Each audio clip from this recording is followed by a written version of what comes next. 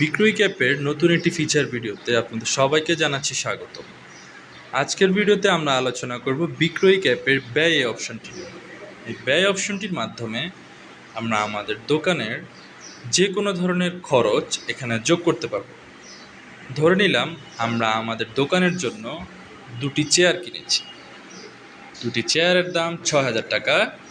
খরচের কারণ হিসেবে আমরা লিখলাম বাইং চেয়ার এবং সেভ করলাম।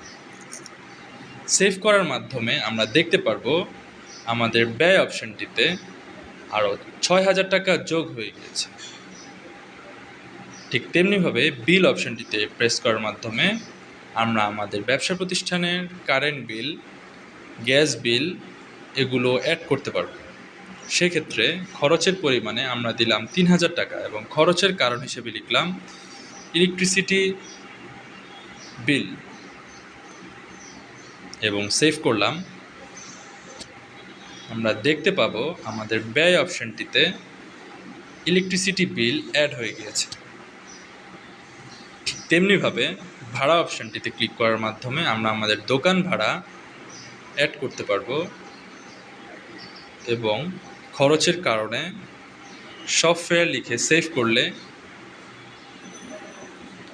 দেখতে পাবো আমাদের ব্যয়ের হিসাবে আমাদের দোকান ভাড়া যুক্ত হয়ে গেছে।